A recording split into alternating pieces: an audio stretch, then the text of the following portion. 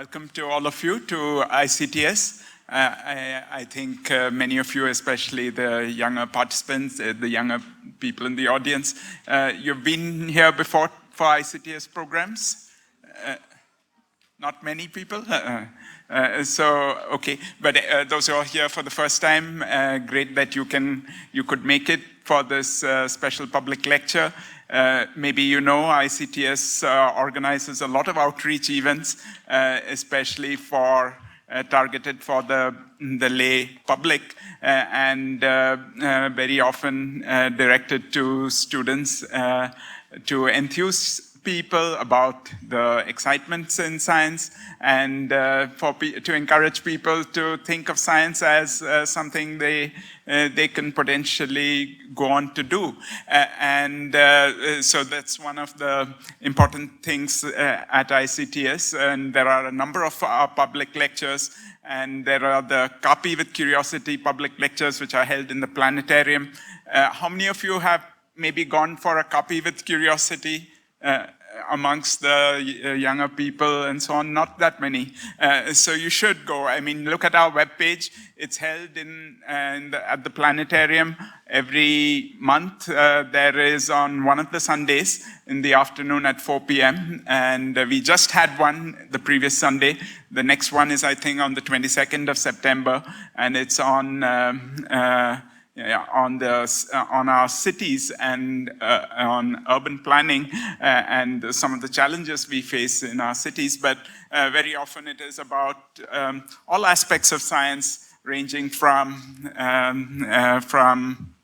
in physics, biology, mathematics, and so on. So apart from the outreach, and I want to say one more thing. You can find all our previous outreach events on our YouTube channel, ICTS Talks. So if you go there, you'll find a very vast resource of excellent public talks by a number of eminent scientists. And the ICTS public lectures, like the one today, are delivered by some of the best scientists in the world today. And so if you have missed them before, please go and watch them. And in particular about gravitational waves, which is one of the main subjects of today's lecture, there is a variety of material, from the popular to the semi-popular to more technical ones. There was a special event organized at ICTS called The Universe in a New Light at the time of the first detection of the gravitational waves in the announcement in 2016. So that had a number of talks covering many aspects, and several others following, again, at varying levels of technical detail. So if you're interested in the subject, there's a lot of material on our webpage to explore. So I won't say anything more about ICTS now, but I will actually, I'm very delighted that Professor Ashtekar has accepted the invitation to deliver this public lecture today, and you'll hear more about him from Professor Satyaprakash from Penn State, and a colleague of Professor Ashtekar, and he will introduce the speaker.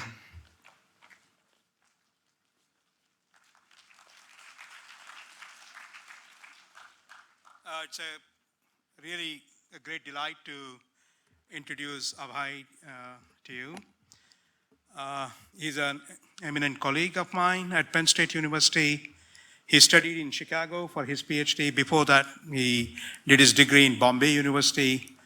After finishing his PhD, he spent time in Paris, and then he went to Syracuse as a professor, and currently at Penn State, where he's Eberly Professor of Physics.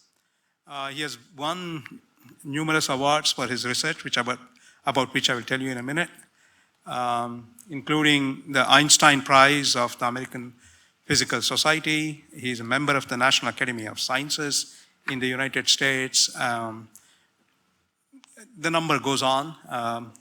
But more importantly for this audience, he has worked on a large number of different areas, starting from general theory of relativity, which was put forward by Einstein as a theory of gravity and space-time, and quantization of it, a particular version of quantum gravity called loop quantum gravity. He is the person who introduced that, he pioneered that subject, and he has worked on the consequences of loop quantum gravity, explaining what the fate of the universe would be if you went back in time and how it would behave and concrete predictions of loop quantum gravity. But he has also explored properties of black holes, and in particular shedding light on how black holes behave when they are deformed, their dynamics, which has given us a wealth of information and how we might test the nature of black holes using gravitational waves, which is one of the topics for this afternoon. Without further ado, I would like to welcome Abhay, but before that, can I please ask Professor Bala Iyer, in whose name we are celebrating a workshop. There are lots of eminent scientists here who have assembled. I would like to invite Professor Bala Iyer to present a memento to Professor Abhay Ashtekar. Thank you.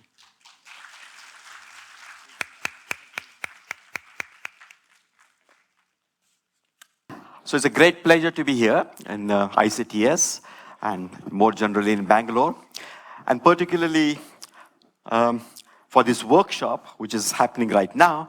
And this workshop is in honor of Professor Bala Iyer that you just saw. And Bala has been a source of inspiration to many, many younger scientists who now constitute the gravitational wave community in the United States. He is really a symbol of integrity at a personal level and a selfless dedication to science and to education of younger people. He has done it over many, many years, so it's really a great pleasure for me to sort of give this talk in this special occasion. Okay, so the title of the talk is really about illustrations of paradigm shift that occur in fundamental science. Basically, particularly younger people sort of learn science as it is in books and lectures and so on and so forth. And it looks like all these things are more or less obvious. They have to be this way. But in fact, it's almost never that way. It's almost always that the current paradigms, the current frameworks that we use in fundamental science have really developed. And in fact, for a long time, the leading figures in the scientific community were actually thinking about almost opposite direction. And it really took a long time to change the direction and to then understand which way nature really works. So I think this has many lessons, particularly for the younger folks. This talk was supposed to be a public lecture, so it's really addressed to the younger people up here. And I would like to sort of give those, discuss those lessons. So to set the stage, the goal of this talk is really the following. After, it is going to be a rather general discussion on the theme of paradigm shifts in basic science. And these examples are drawn from my own experience. First of all, one of the things that you will see in each of these examples, the talk is not very technical. It draws on actual historical facts, a lot of anecdotes and so on.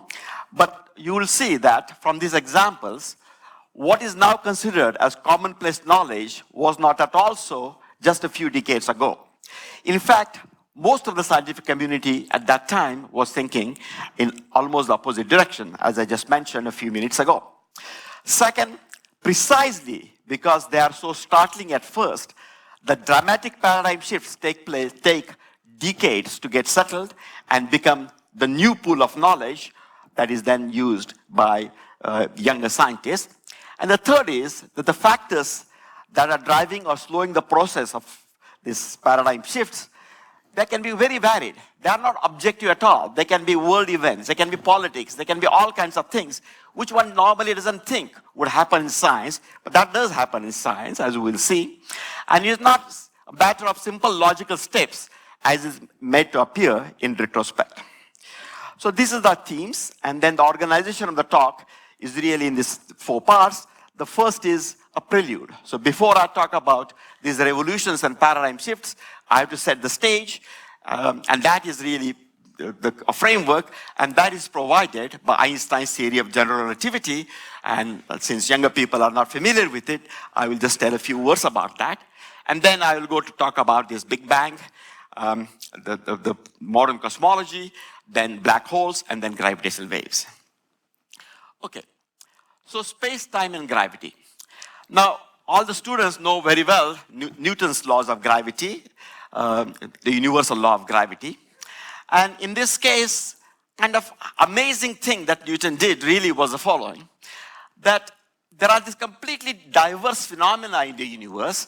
I mean, figuratively, the falling of the apple and the moon going around the earth, or the earth going around sun. And the dramatic thing is that Newton realized that there is a universality. There is the same law of nature that drives the motion of the apple as well as the moon. It's just that the initial conditions are different. And this is why the law is really universal. The same law applies to the apples, the moon, the earth, etc., etc.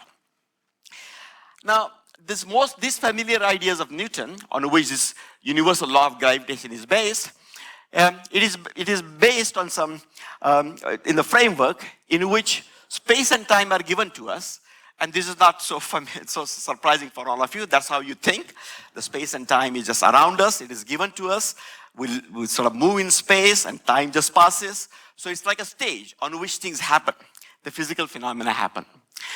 And gravity is a force between these massive bodies in this space and time. This paradigm reigned for over 200 years. But it was shattered by Einstein's theory of general relativity.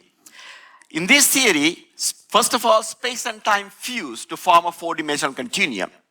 The division between space and time is observer dependent and also depends on kind of the local gravitational field that you have up here. So space and time really fuse to form a four-dimensional continuum. And the geometry of this continuum is a physical dynamical entity. So it's not like a stage on which things happen, but the space-time geometry itself is like a physical object, like the chairs that you are sitting on, like the light that is coming to me. And this geometry can be acted upon and acts back. Just as if you push the chair, it acts back. So same thing happened with space and time geometry. It's a physical entity.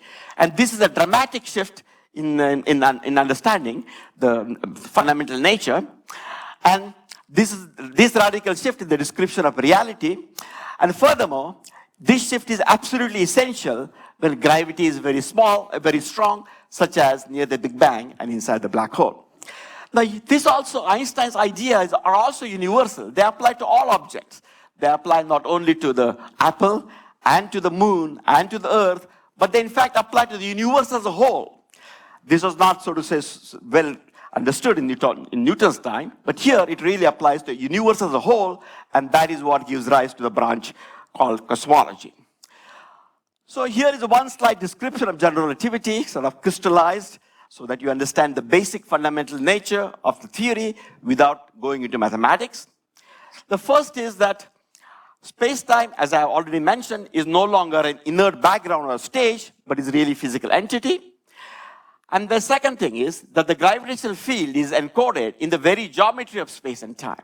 So there is no really force of gravity. There is no action at a distance. Rather, matter bends space and time, and this bent space and time reacts back on matter, tells matter how to move, tells this light, this field, electromagnetic field, how to propagate, and so on. And this is possible, this absorption of gravitational force in the very geometry of space and time is possible because gravity is omnipresent, it's everywhere, and it is non-discriminating. It acts the same way on everything, the so-called equivalence principle. So for example, this is the reason why we could not absorb the electromagnetic force into the very geometry of space-time, but we can with the gravitational force. Matter tells space-time how to curve, how to bend, and space-time, which is bent, tells matter how to move. So here is a pictorial artist's depiction. Here is a heavy body such as the sun, and that bends the fabric of space-time. And here is a particle or little body like Earth moving around. And if you like, the orbit of the Earth is really going around the sun up here, not because there is a gravitational force, but because of the curved nature of space-time here itself. It's just like a ball on a rubber sheet. It sort of goes around, and that is what is happening up here.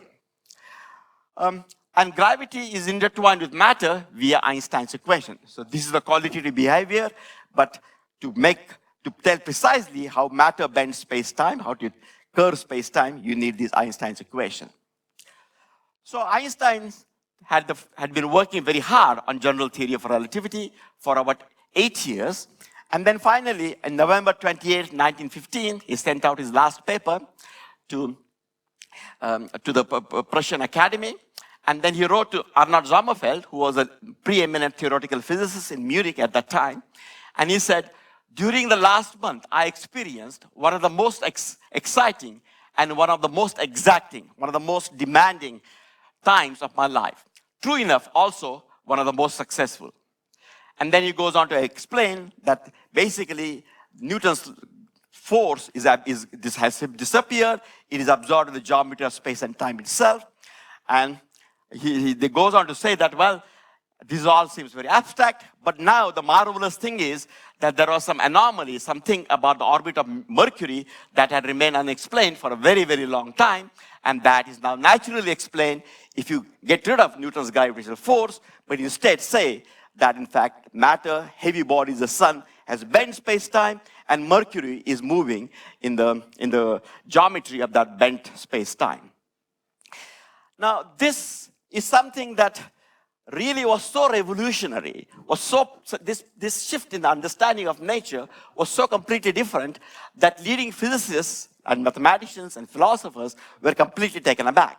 Hermann Weyl, who was the leading mathematical physicist at that time, has put it very aptly. He says, it is as if the wall which separated us from truth has collapsed. Wider expanses and greater depths are now exposed to the searching eye of knowledge, regions of which we had not even a presentiment. That's really true. Even the leading people really had no clue, no presentiment, no intuition of what was going to happen up here when they saw general relativity. And here is our own Professor S. Chandrasekhar. He has said, he was a professor at University of Chicago. And in the University of Chicago, there is a very famous sculpture by Henry Moore, which has to do with atomic energy. And when Henry Moore visited the University of Chicago some years ago, this famous sculptor, I had the occasion to ask him how one should see sculptures, from afar or from nearby. And Moore's response was that the greatest sculpture can be viewed, and indeed should be viewed, from all distances, since new aspects of beauty will be revealed at every scale. Moore cited examples of Michelangelo. This is one of the Michelangelo's famous example. And in the same way, general theory of relativity reveals strangeness in proportion at any level at which one might explore its consequences. New aspects of beauty of the theory, new aspects of richness, the conceptual depth of the theory are revealed as you sort of explore it in various circumstances. So this really completely changed the paradigm of the way that we looked at nature. And so this is really a true change of our perspective on which the rest of the talk is really based. Now, you might say the following, oh, this is all fine, it's all beautiful, it's mathematically deep and so on, but what use is it? It's all to do with black holes and Big Bang, and what does it have to do with my life? Well, it has to do with your life, because each of you carries this. And in the cell phone, you often use, almost always use, this to go around and use the GPS system, the Global Positioning Satellite System. That's what guides you, tells you the map, tells you where you are, locates you the position, and so on and so forth. But general relativity, as well as special relativity, are absolutely essential for the functioning of your GPS. The thing that you carry in your pocket would not work if, in fact, you did not take into account the fact that space-time of Earth is curved, and the curvature is different here, where we are all, and at the satellites which are moving around. Why? Because it turns out that the clocks tick at a different rate here than they tick at the satellites. If you don't take this into account, the GPS positioning satellite is basically, you need at least 3 of them. and then signal from you goes up there and comes back, comes back, comes back. And with those three things, one can reconstruct your location, your position. 3, because your space is three-dimensional. But in fact, if in fact you did not take into account the bent nature of space and time, and the fact that the satellites are moving with relative to you, there is a spatial relativity effect, then this GPS system would not work. How bad is it? Well, if you switch this off, if you ignore these relativity effects, then within 2 minutes, the GPS localization errors will grow to about 20 meters. And 20 meters is too large an error. For example, the pilots would not be able to land a airplane on the airstrip. So general relativity, this bent nature of space-time, which looks so abstract and fancy, is really essential for very, very simple things. What may seem like fantasy today, or what may seem like abstract, very, very difficult things to understand, mathematical things, who cares in my everyday life? Well, fundamental laws of nature always matter. Sooner or later, they come and really become part of your life. So this is the prelude, the general relativity. I told you the basic ideas. And now we would like to understand applications of these ideas. And now is the really main part of the talk, where we will see how in these applications, what seemed obvious in the beginning, natural in the beginning, not only to ordinary people, but also to the leading scientists of the time, turns out not to be the case. And there are interesting stories and interesting reasons as to why this is not the case. So I hope you'll follow with me. So the first is really about the Big Bang, namely the birth of modern cosmology. As I already mentioned, Einstein's equations are applicable not only to the apple and the moon and the earth that is going around the sun and the sun itself and so on, but they are applicable even to the universe as a whole. So we can apply these equations for the universe as a whole and try to understand how the large-scale structure of the universe evolves, and that is the science of cosmology. So the basic idea is that as I told you, geometry is not an inert entity. It changes in time in response to matter. And because of that, space-time curvature is related to matter. And furthermore, we observe that space and time, that there is no preferred location in the universe. Space is homogeneous, and there is no preferred direction in the universe, which means the space is isotropic. All directions are equally favored. So this, if you like, is a grandiose realization of the Copernicus principle. Copernicus displaced Earth from a spatial position, and we're now saying that there is no spatial position and no spatial direction in the universe. And this is something that we see, observe in the universe. So if you put together Einstein's equation with this observation, then we conclude immediately, these equations imply, that geometry of space-time must be dynamical. It's not static, it is not inert. And furthermore, this geometry is related to matter via this Einstein's equation. And then we are led to the standard picture that the universe began with a primordial explosion about 13.8 billion years ago. And this was kind of a paradigm shift, because until then, people are thought that, space and time are here forever, the distant stars are everything is just fixed, nothing changes in time. And that really changed with this. Now, you're all familiar with this paradigm shift. You all are familiar with the Big Bang and so on and so forth. So it might all seem like, oh yeah, that's nice. We know that the universe began with the Big Bang. But no, we did not know that, because it took a long time to really arrive at this picture. So in this part of the talk, I'm going to tell you about how we arrived at this picture. So in the beginning, just 2 years after Einstein discovered his Einstein's equation, both he and the Dutch physicist, de Sitter, applied them to the universe as a whole. But they sort of were prejudiced, because that's what we were all taught. They were all taught that, in fact, the universe is static. It doesn't change. On large scale, in the universe, nothing happens. There are fixed stars, and the universe is, on a large scale, time unchanging. And so the statement is that the universe was eternal. It has no beginning or no end. Technically, they thought that space is a three-dimensional sphere rather than a three-dimensional plane. It's a three-dimensional sphere. And in fact, space-time is therefore, in this picture, this is time, and this is space. And there is no beginning, no end. We just evolve. But then, a few years later, during the years 21 to 24, this was Friedman, and completely independently, Lemaitre, in 26, he continued to work on cosmology for a very long time. they discovered other solutions of Einstein's equations. And in these solutions, in fact, space is expanding as in time up here. And then, therefore, if you go back in time, the universe is contracting, and therefore there comes a finite in time interval at which the volume of the universe shrinks to 0 up here, and the space-time continuum tears, and in fact you have got infinity, and all physical quantities diverge, and classical physics just stops. So we had these two competing ideas. When Einstein first heard about Friedman's solutions, he didn't believe. In fact, Einstein for a long time thought that the idea of a dynamical universe, expanding universe, etc., was really not very good. It was abominable. That's what he's told, actually, to Lemaitre. So there was really a resistance in accepting this particular solution. There's, of course, were two different solutions. Technically, then it soon turned out that this Einstein universe, particularly, is really unstable, and therefore that could not really describe the real universe, but that took a while to understand. So for a while, there were these two competing pictures up here, and these pictures remained like that until 1930. So, more than a decade since Einstein and de Sitter discovered their solutions. And in the January meeting of the Royal Astronomical Society in London, Eddington, who was the president of the society, sort of said, well, we got these two possibilities. One is the de Sitter universe, and one is really the Einstein universe. And which one of them is right? Einstein's universe had matter, but in fact it was completely static, nothing was changing.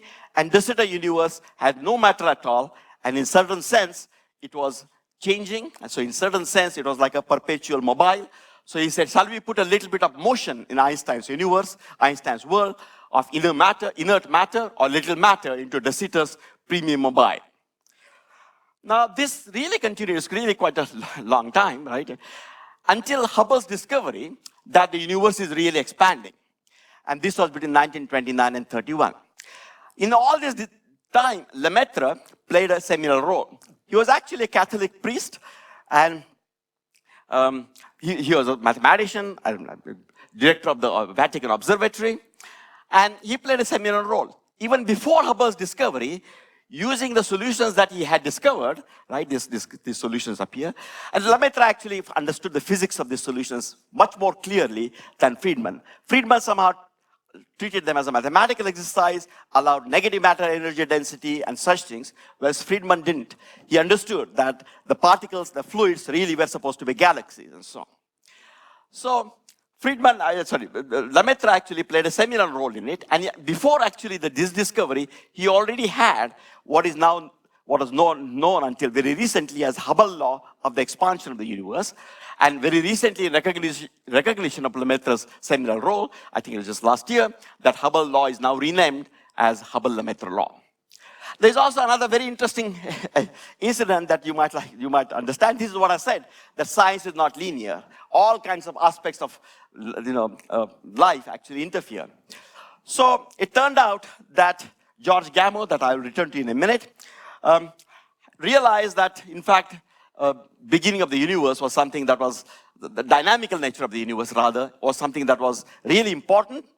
And therefore, he sort of realized that, in fact, if I take Einstein's equation, if I looked at the solutions, I had to look at Friedman-Lemaitre solutions, and therefore the universe began with a Big Bang up here. So then, Gamow in 1951, when he realized it, 20 years later, he wrote to the Pope at that time, Pope Pius XII, to say that, well, look, the universe really began with a Big Bang, and saying that religion and science were coming together, because in Bible, the universe also had a finite beginning, etc. The Pope got very excited.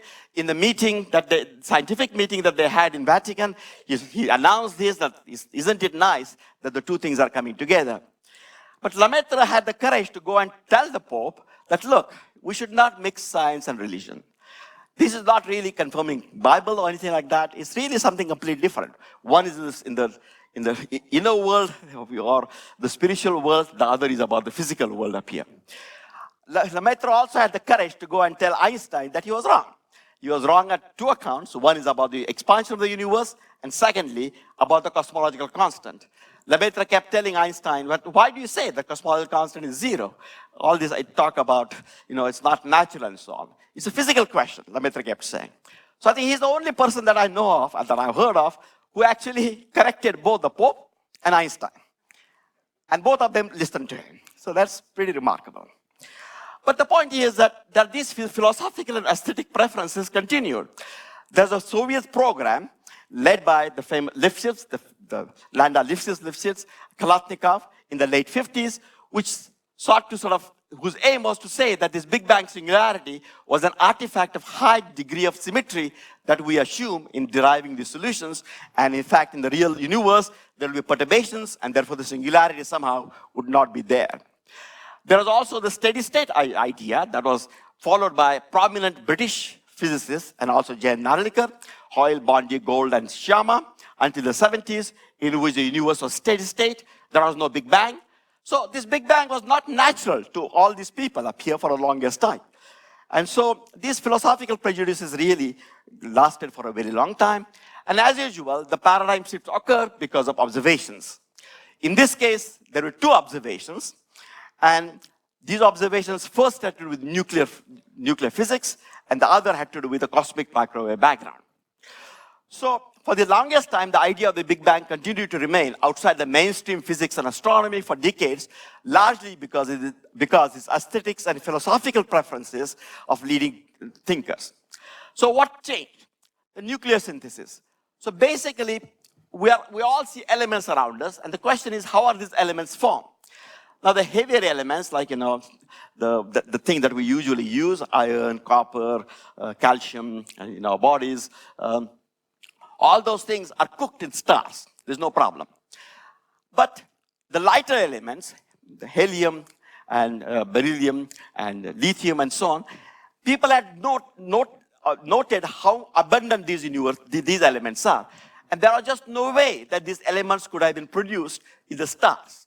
So therefore, these elements had to be produced before the stars were even born. But then that meant that early on in the universe must have had a hot phase, an oven in which these elements, nuclear reactions could take place, and these elements could actually be formed. So this idea, this nucleosynthesis idea, led Gamow with two of his younger colleagues, Alpher and Harman, to say that, in fact, there was a hot beginning of the universe, and then therefore the universe was evolving. It is not the way it is today. It was much hotter in the past. Therefore, there is the evolution of the universe. And then they said that, well, there was a Big Bang, and soon after that, the universe was very hot. And then there was a cosmic microwave background idea, namely, this hot universe in the beginning sort of cooled as the universe expanded. And then a stage came, when it was hot, the photons and the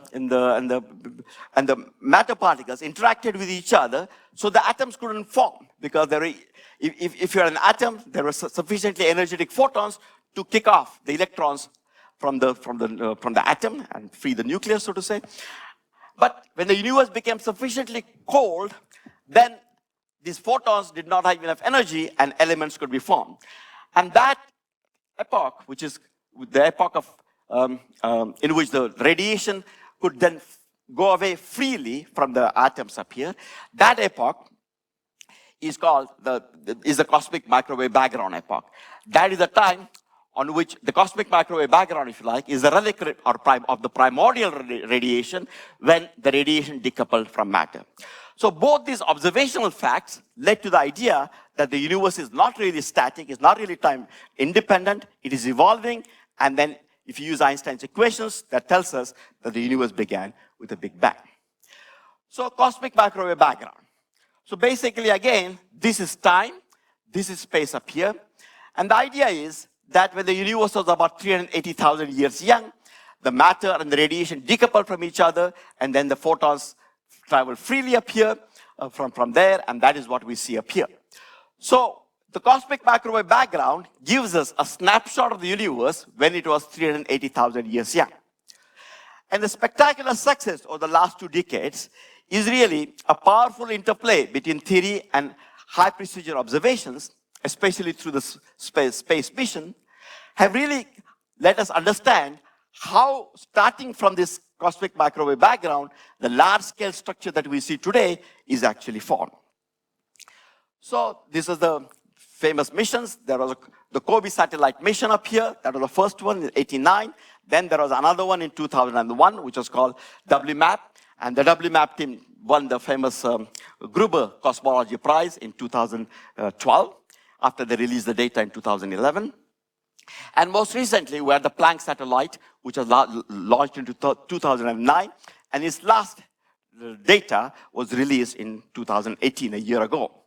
And when the first release came in 2013, the headline in New York Times said, astronomers released the latest and most exquisite baby picture yet of the universe on Thursday, one that showed it to be about 80 million or 100 million years older, etc., compared to what we knew before.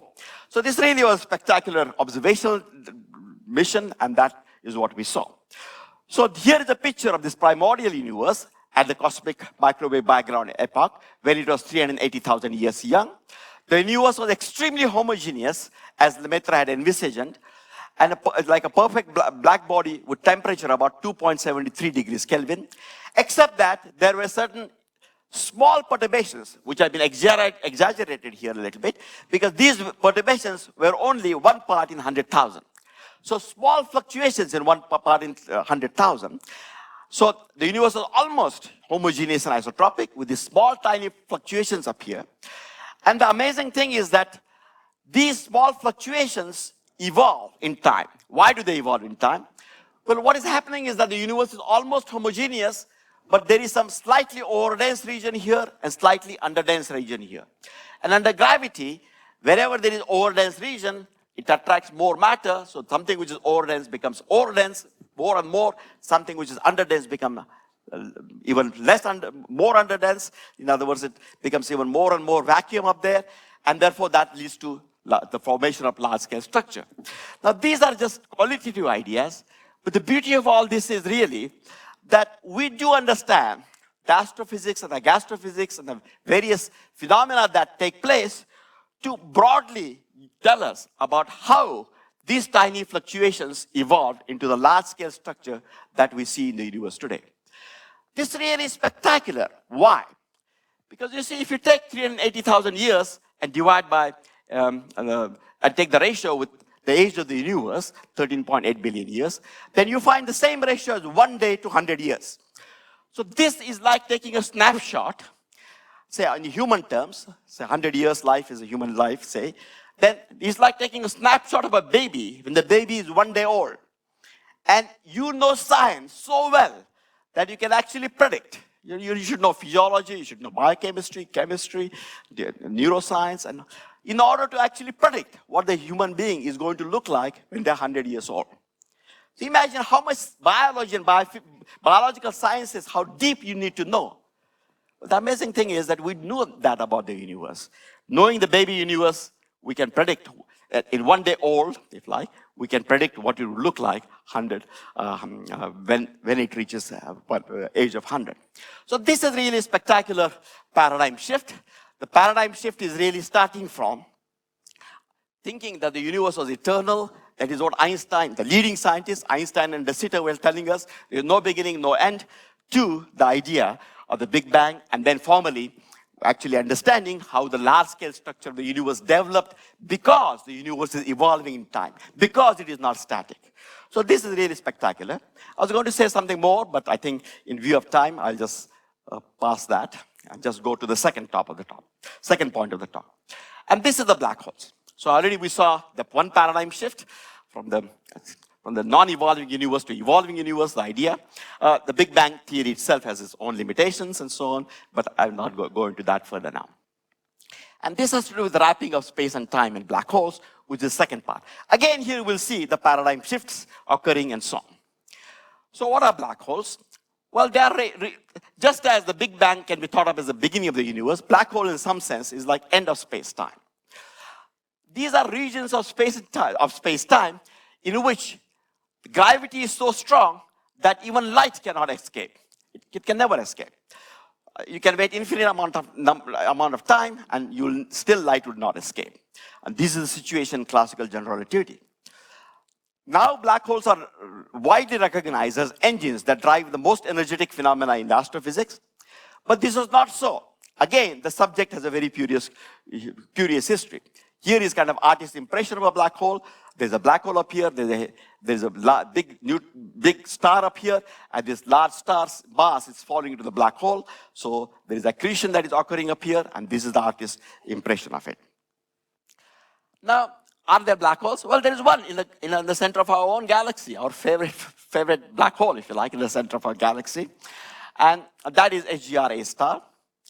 So how do we know that? Well, the black hole is in the center of the galaxy up here. This is a very tiny region. This is about just 1 light year. This is very small. Light year is the distance traveled by light in 1 year. So this black hole is about 3.99 or 98 million solar masses in the center of our galaxy. So how do you know that? Well, people have looked at stars. It's amazing. People can look at stars, individual stars, and follow their orbits for years. And this is an orbit of the star called S2 that astronomers have followed for a number of years. Of course, a black hole, we don't see the black hole because it's black, but we see the orbit of the star, and we can see that the star is going around as though that there is a mass in the center of the in the center somewhere here, and it's the center somewhere here, and we can see how much mass that is. And that mass is about 4 million solar masses. And it is very compact region, and therefore we know of no other object but black hole that is actually residing up there. And now amazingly, the way that we discovered black hole up here, in terms of watching the orbits of the other stars revolving around it, even though we don't see the black hole itself, amazingly, this history goes back to 1784, when John Mitchell wrote a paper in the philosophical transaction of the Royal Society. And this was not using general relativity, but using just Newton's law of gravitation.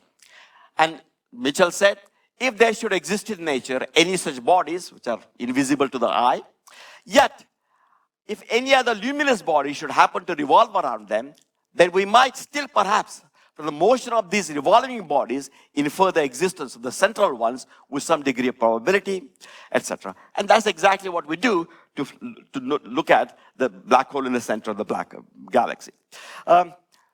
Laplace also wrote the very famous treatise, Exposition du système du monde.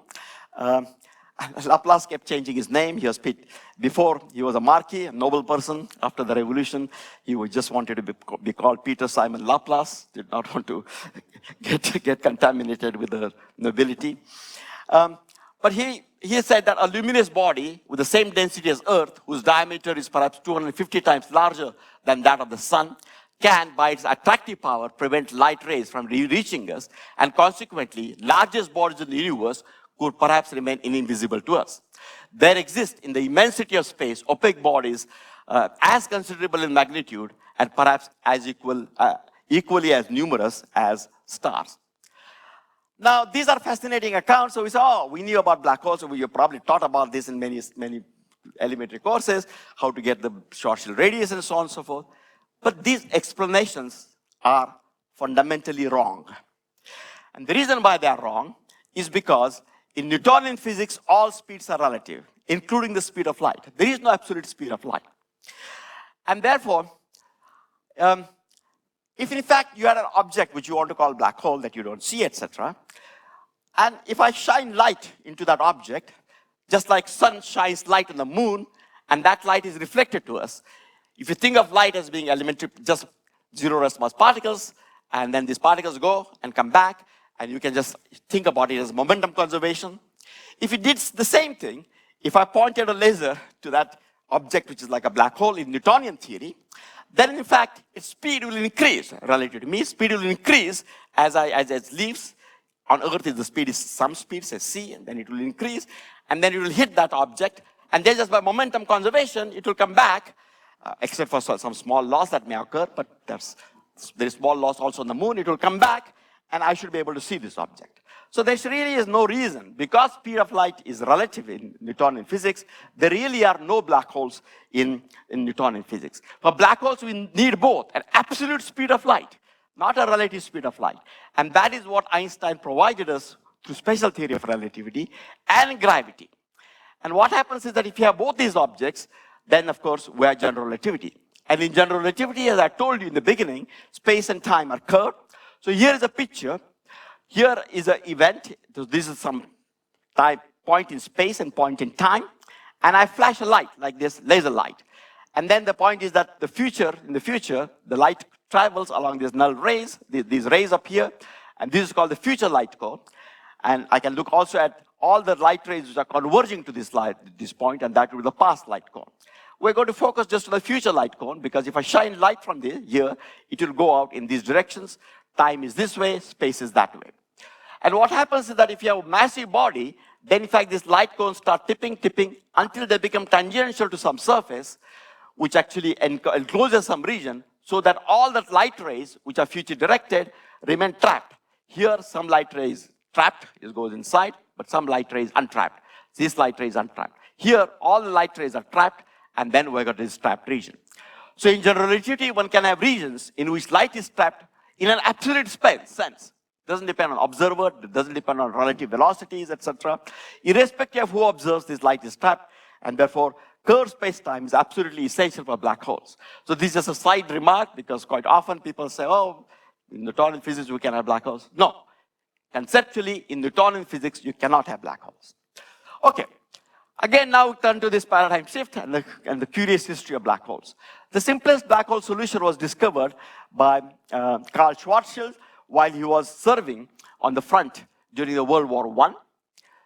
But a clear black hole interpretation had to await several decades, both because leading researchers did not understand the interplay between geometry and physics that is at the core of general relativity.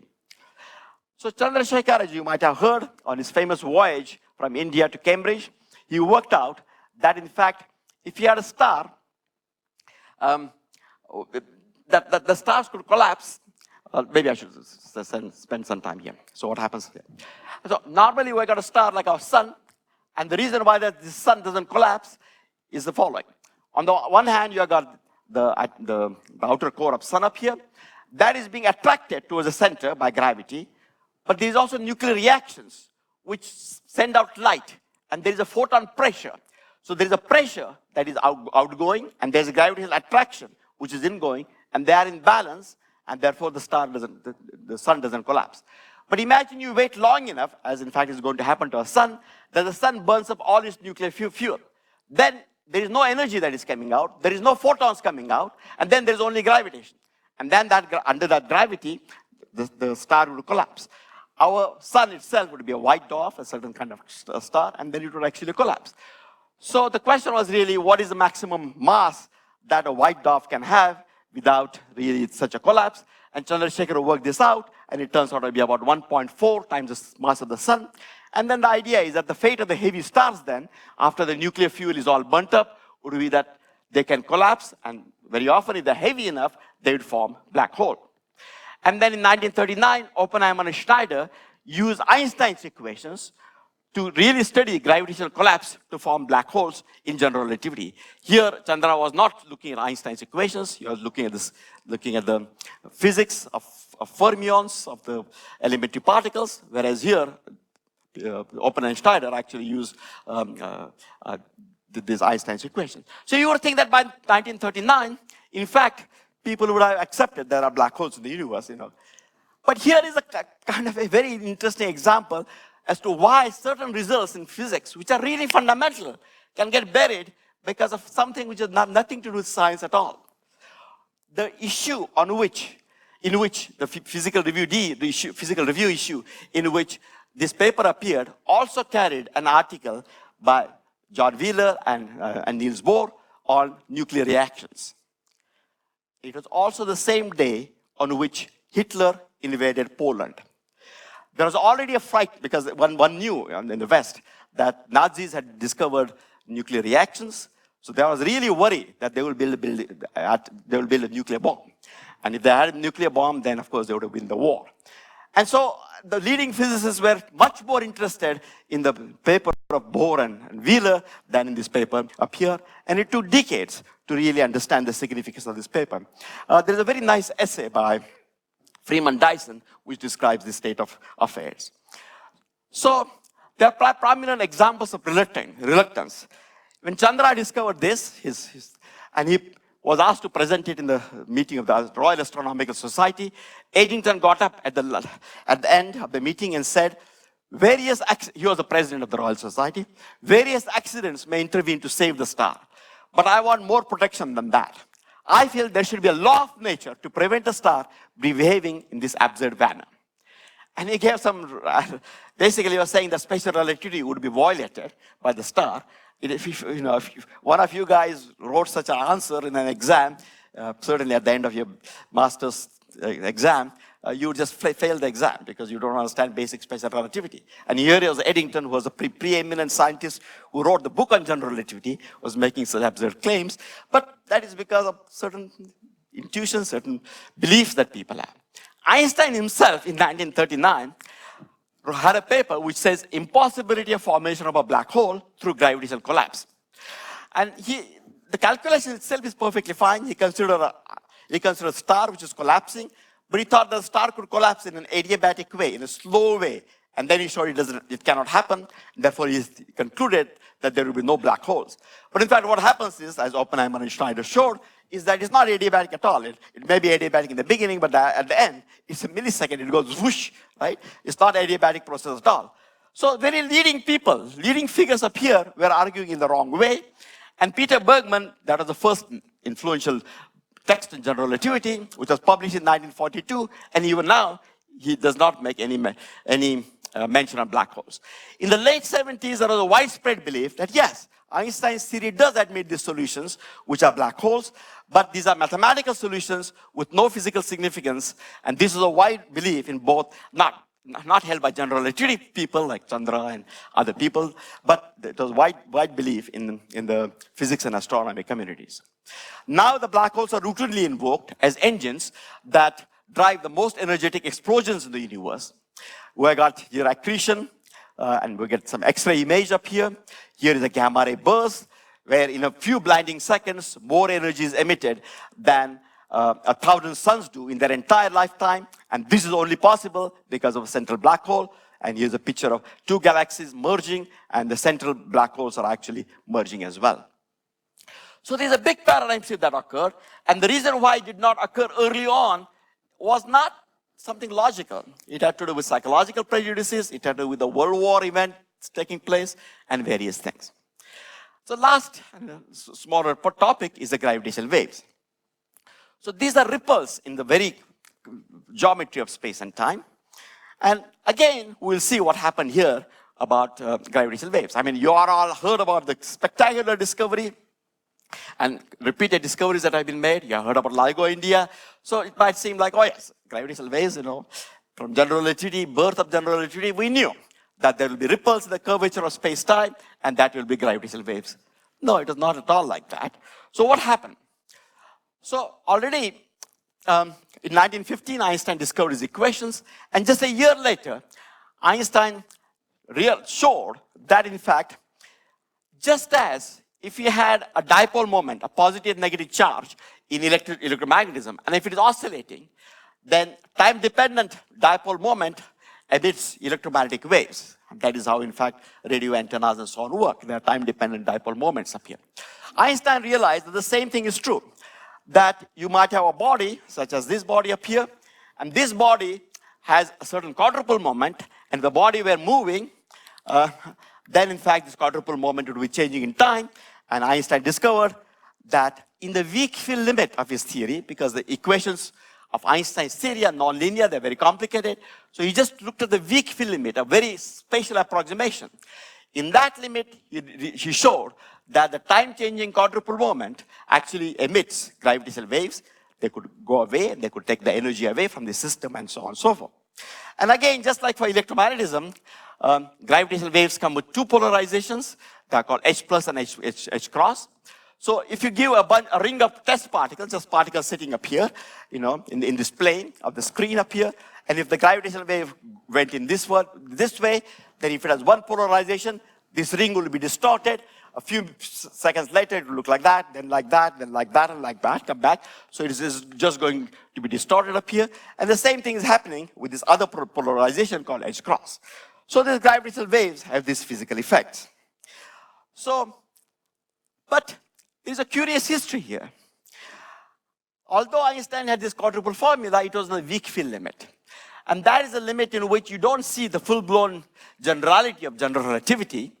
In particular, the coordinate invariance, or the diffeomorphism invariance, which is fundamentally invariance of general relativity, is lost in the theory. I mean, you cannot perform nonlinear coordinate transformations and so on. Now, in full general relativity, if you are giving me a solution, then I'll look at it in one coordinate system, and it might look like it is time independent. In another coordinate system, it might actually look that it is time dependent. In fact, there was a famous solution discovered by Levi-Civita in 1980, now called Levi-Civita C metric, because he also had two other metrics, A, B, C. So C metric. And for the longest time, people couldn't decide if there's gravitational waves or not. Because indeed, in one coordinate system, it was time independent.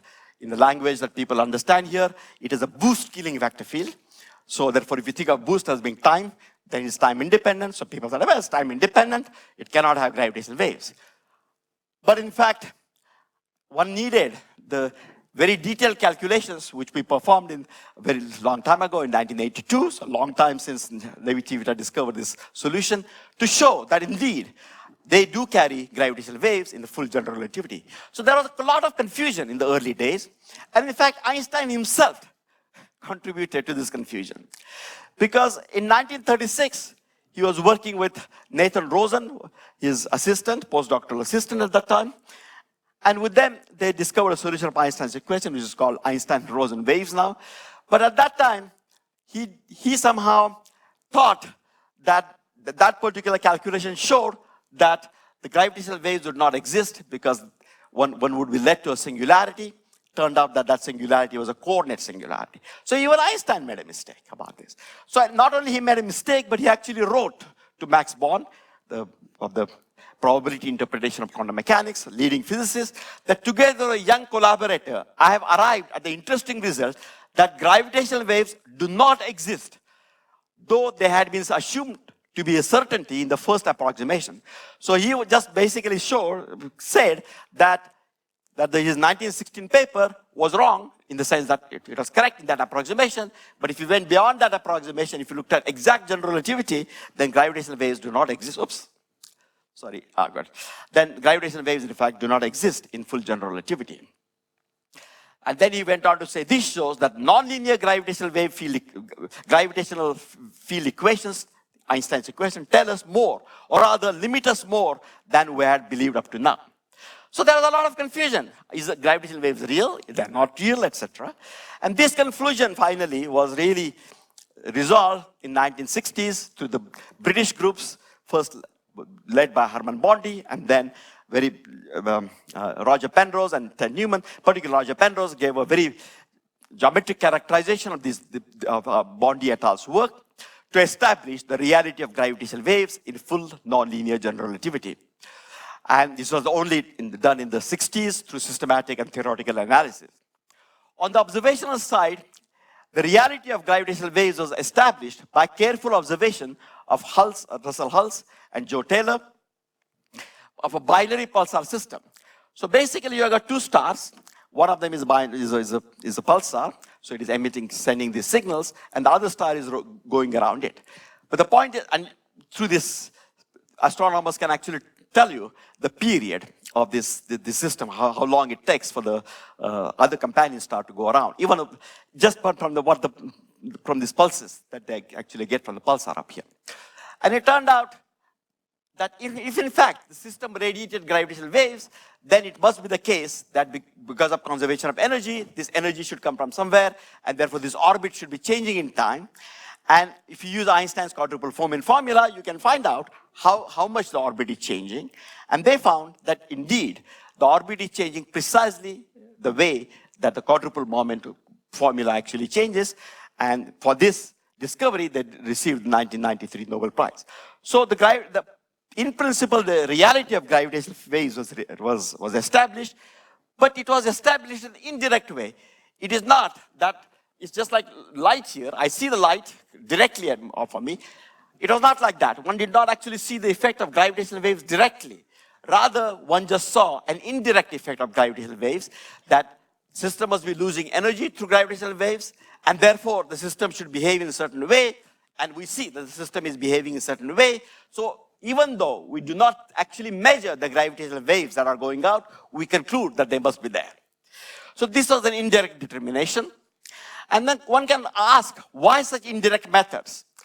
Gravitational waves are, the reason is that because gravitational waves are repulsed in the space-time geometry, and it turns out that space-time geometry is extremely rigid.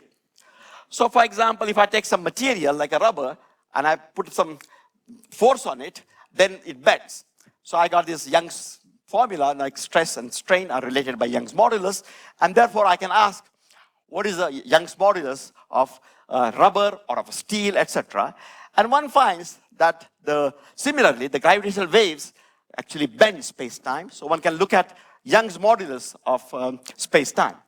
The slight delicate point up here is that this Young modulus is not uniform, but rather it depends on the frequency of the bending that is actually occurring. And at this frequency, which is the frequency that is used by the current gravitational wave detectors, the Young's modulus is some 10 to the 25 times that of rubber and 10 to the 22 times that of steel. And Satya has done this quick, beautiful calculation. And only extremely violent events can shake space-time geometry sufficiently to create effects that are observable because the space-time geometry is so rigid. But such events do occur. There can be black hole collisions, supernova explosions, gamma ray bursts. Gravitational waves provide detailed images that we cannot obtain from conventional astronomy of these processes up here. And we have a brand new window to the universe that we could not even dream of in Newtonian gravity. In Newtonian gravity, there are no gravitational waves. And in fact, as you probably heard, that this is really a true triumph of the human ingenuity. We had this event, which was in September 2015, in which the first gravitational wave were detected by the LIGO collaboration in two detectors, the Livingston detector and the Hanford detector. And more recently, we also saw the merger of two binary neutron stars. So these neutron stars are stars which are roughly the mass of our sun, maybe 1.4, little bit more than mass of the sun, maybe. And these, however, their radius is only less than 10 kilometers. So their density is really enormous. A spoonful of matter in a neutron star would actually weigh a ton. So it really is extremely dense object. It's really like a giant nucleus that way I got here.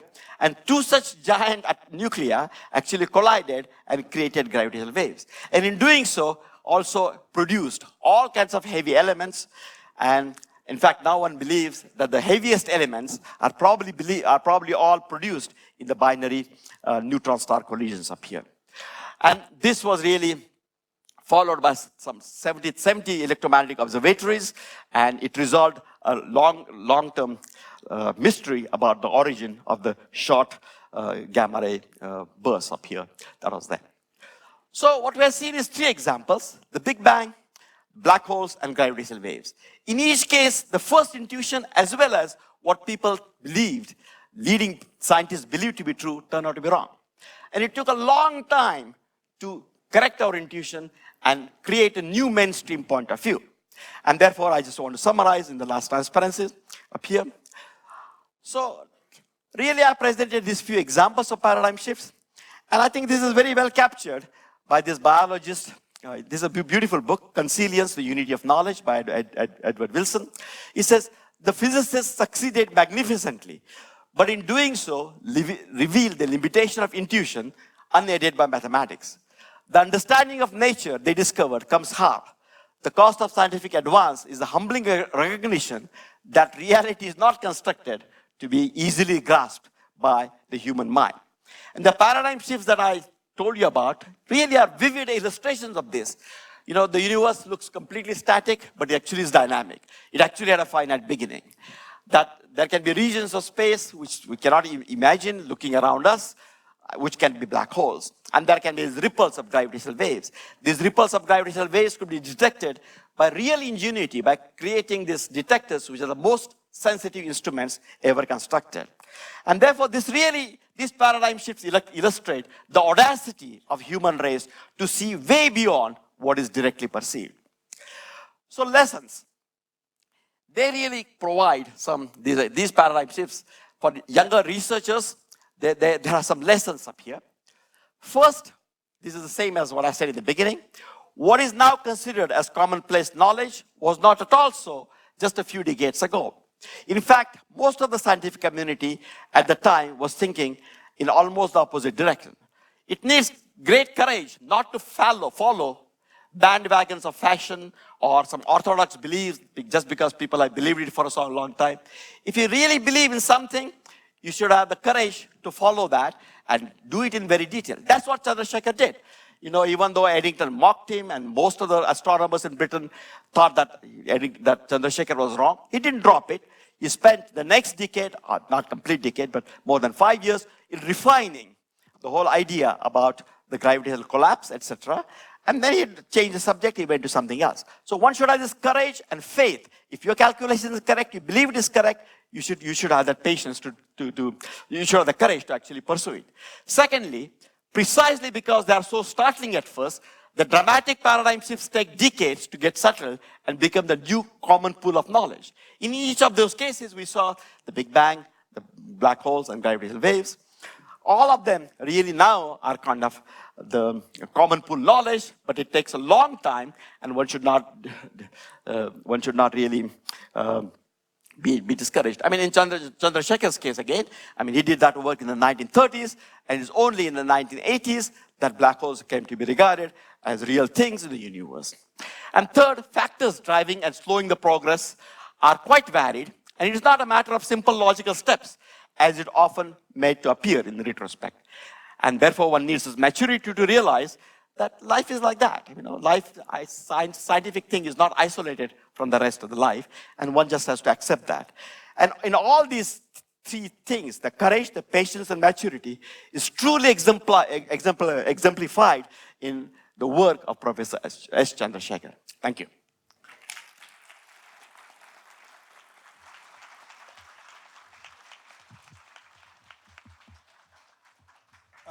Professor Ashtekar is happy to answer any questions, so please raise your hand. I will point, there are people here carrying mics, I'll point to the person and they will come and give, so wait for the mic before you ask. Okay, the gentleman right at the back, last row.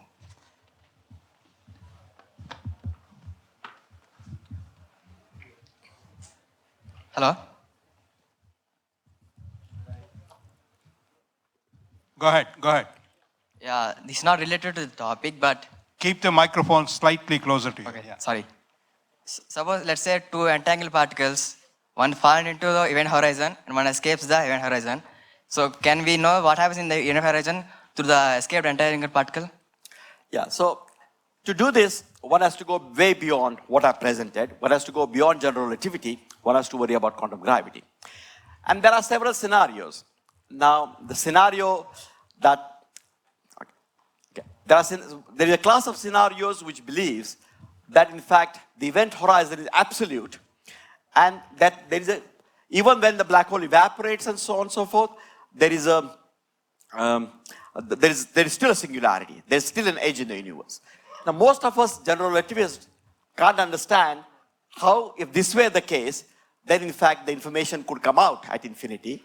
In technical terms, one believes that in fact the information will be lost or the S matrix would not be unitary. But just 1 second. However, there is another possibility. The other possibility is that quantum gravity effects could resolve the singularity. And if it resolves the singularity, as in fact we know happens in simple models, including Schwarzschild kind of black hole models, then in fact space-time, the real quantum mechanical space-time is much larger. There is no edge to the space-time at all. And then this information should come out. So in this picture, it is very similar to what happens with a coal.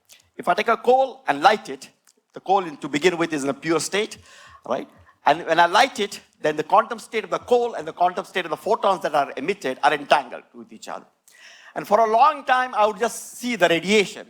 And therefore, I would think that it's all a mixed state that is coming out. Then the core will burn out to ashes, will cool, and after a very long time, however, it will send out very long wavelength photons, which are correlated, exactly your question, with the photons that were entangled in the beginning. And therefore, the total state of the photons, the coal has disappeared, has gone to pure state again. That is again a pure state. So if in fact the singularity is resolved, there are mechanisms to restore the purity of the state that is happening. In other words, initially the state was pure, one particle went out to infinity, something went in, and then the partner particle, not the particle, but rather the partner mode. In curved space-time, there is no notion of a particle.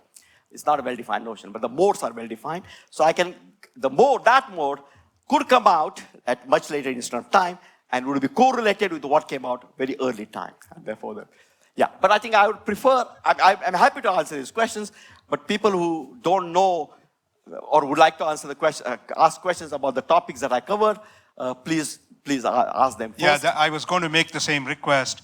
Professor Ashtekar will be here later. If you have questions outside the topics covered, you can come down and ask, but let's stick to the topic of the colloquium. Anybody else? Okay. The gentleman here. Right here. Oh, okay, sorry. Hello, Professor here. Yeah. Just a quick question about, I read a headline recently and I didn't go into details, which said that time is slowing down. Sorry? Time is slowing down. Could you explain that? Yeah, it's just that so time can slow down because clocks can tick at two different rates because of two different reasons. The first reason is just special relativity. So in Newton's theory of space and time is absolute. It doesn't depend on whether you're moving or not. But in fact, already in special relativity, it depends on whether you're moving or not. So for example, if you are actually making a phone call, right, and you're moving in a car, and your friend is sitting on Earth up here, I mean, in the city up here, then there's a relative, you're moving relative to that. So you can ask how much time elapsed from your punching the phone number and hanging up. The time that is elapsed in your rest frame is different from the time that elapsed in your... Now someone might say that, well, then how does phone company charge you? Which time is going to use? Well, fortunately, our speeds are so small that doesn't matter. It's going to be 10 to the minus some large number times rupees, and so nobody cares about. So there is the motion affects the rate at which clocks tick, and gravitational fields also affect the rates at which clock tick. So basically, it is the case that the clocks are actually moving at a different ticking at a different rate on the satellites than they're ticking here on Earth up here. So that's the sense in which the time is actually is not the same in two cases. And this is a fact. And this is, as you see, the GPS works perfectly well. Yeah. I mean, this presentation was very interesting, Professor. But one question is, like in the initial stages when the light elements were formed, which were before the stars and all that, so like hydrogen, helium, etc. So which means the nucleus, the electron orbit, etc. Everything was well defined. So which means the laws of nature had already unfurled, sort of thing. I mean, whatever a word can be used there. So it was homogeneous because laws are homogeneous. But whereas later on, when we go at the macro level, that is at 2009, when the Planck's thing was through the observation was found that there are lopsidedness in the universe and all that. That's at the macro level.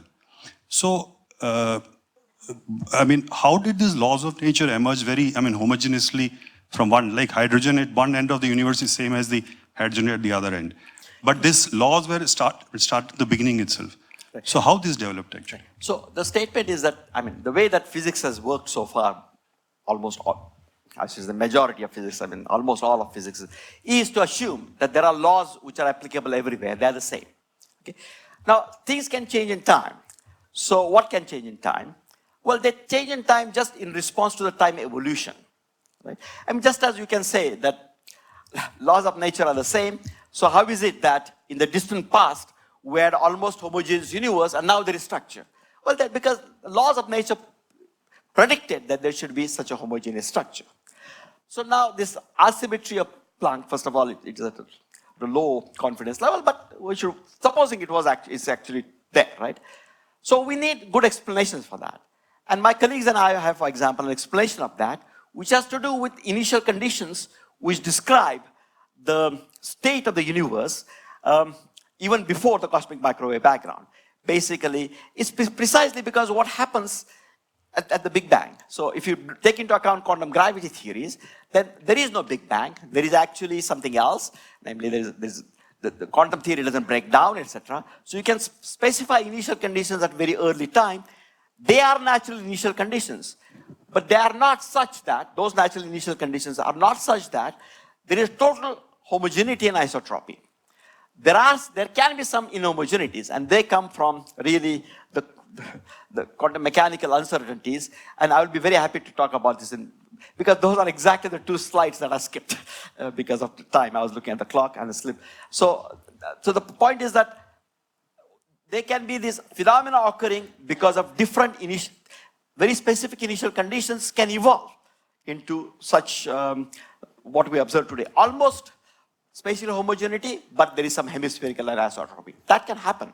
That can be predicted by the same laws of nature. Laws of nature have not changed. I won't allow follow-up questions because I have a number of students. Okay, here. No, one related with I'm this. sorry, we can come back to it, okay? Just to give more chance. Hey, this student here. First of all, thank you for the talk. It was very much enlightening. Thank you. During the talk, it was mentioned that only violent events would create the gravitational waves. And as a result, I'm just curious, like with the current state of gravitational wave astronomy, in the future, they hope to study gravitational waves from the Big Bang itself.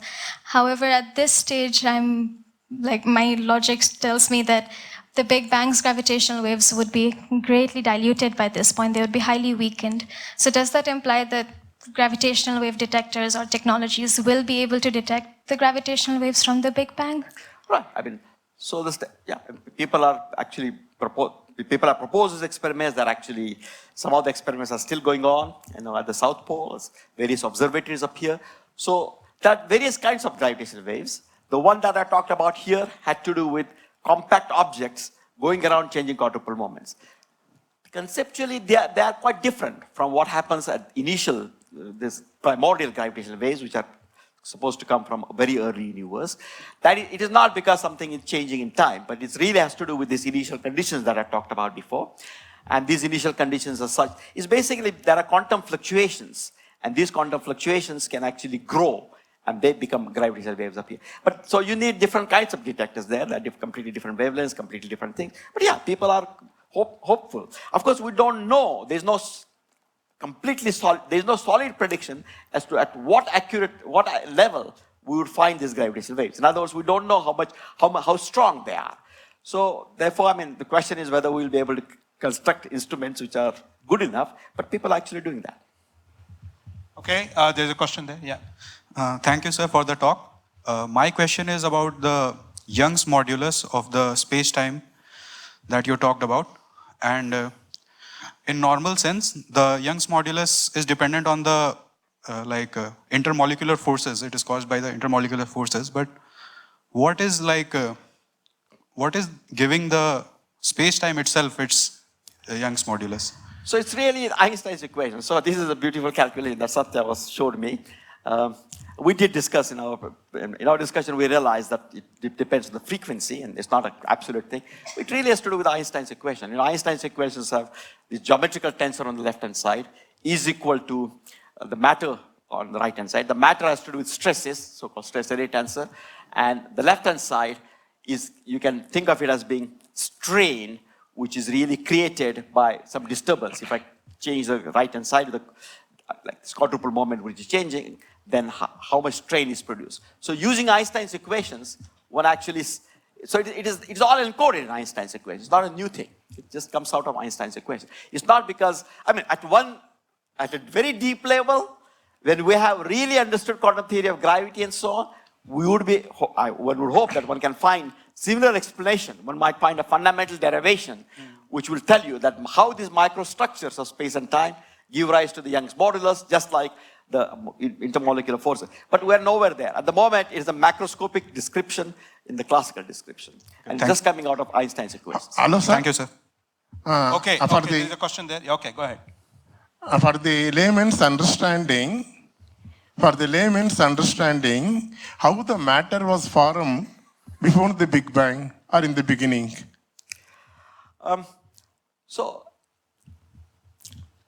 we do not have complete understanding of how matter was formed. That is, there's no question about it at all.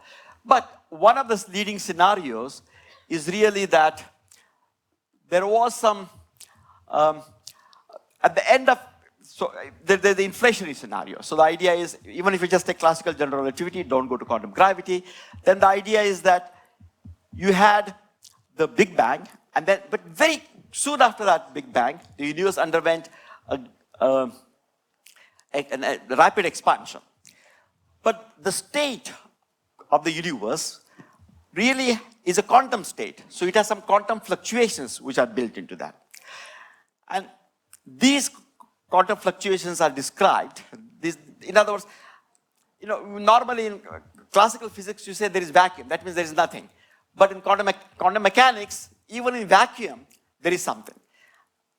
And this is because of Heisenberg's uncertainty principle. So for example, if I take the vacuum state of the electromagnetic field, there are still fluctuations of electric and magnetic fields in that vacuum state. Similarly, there are these fluctuations of these primordial fields which describe general relativity and then the statement is that these perturbations or these primordial fluctuations actually are such that during this rapid expansion, right, one can study what happens to them.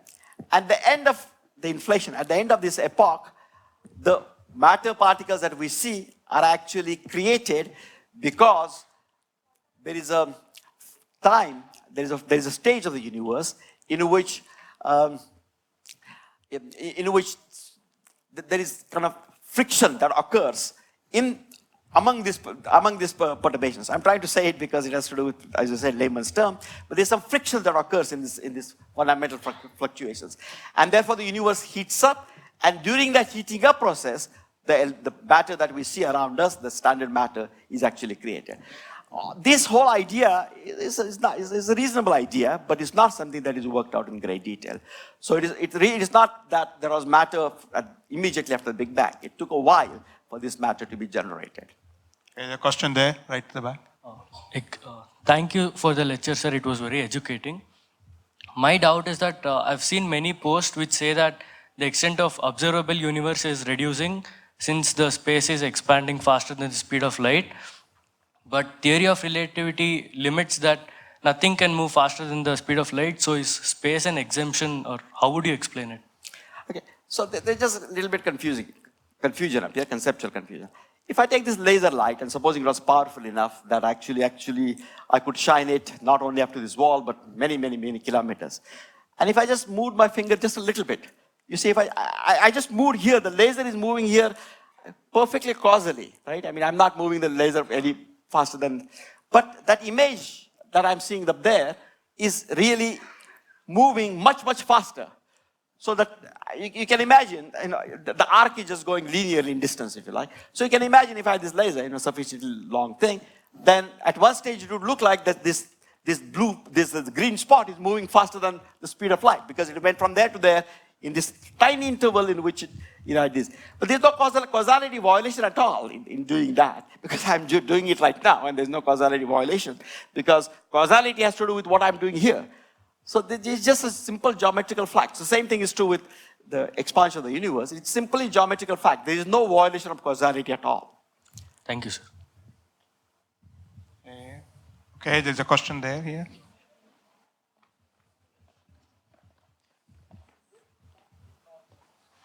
You go back there. So my question was regarding the cosmic microwave background. Sorry, so hold it close.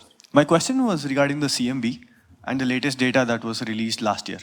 So with every progressive data that was released, we are getting better and better information. So one of the questions was, the Big Bang was a very chaotic event, that there should be gravitational waves.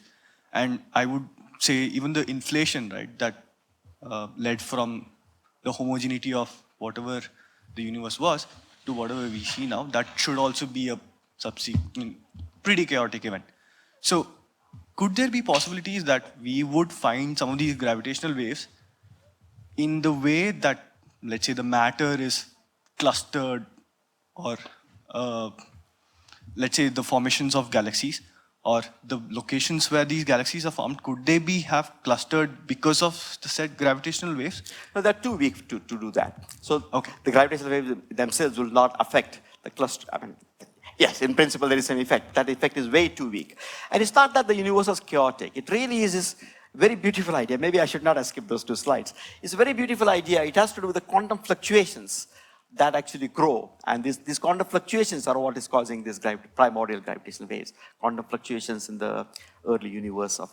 I think I'll take one last question out there. Yes, sir.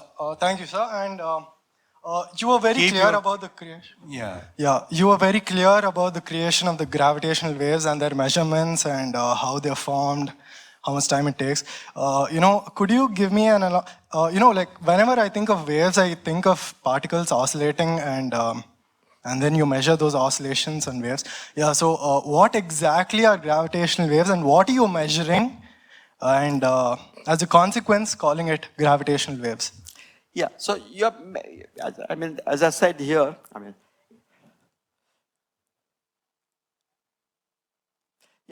so if you have this ring of particles, this ring of particles would actually go these deformations. So at a simplified level, at a zeroth conceptual level, these are what one might call simple particles or test masses. They are just sitting there and they're changing. And it is that pattern that one is measuring. Of course, one is not measuring in a simple way. There are interferometers. But really what one is measuring is the gravitational wave comes and basically shakes these detectors, just like this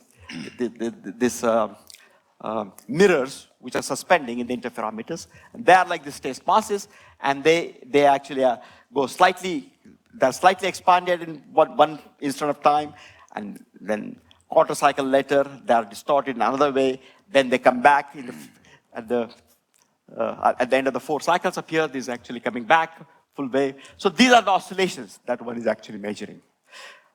So one is actually measuring these displacements of test particles. So it's actually the oscillations of the quadrupole that's happening there. No follow-up question. I'm sorry. If you want, you can. You can follow outside and we can talk about it. Okay, with that, I would like to thank Professor Ashtekar for giving this wonderful presentation.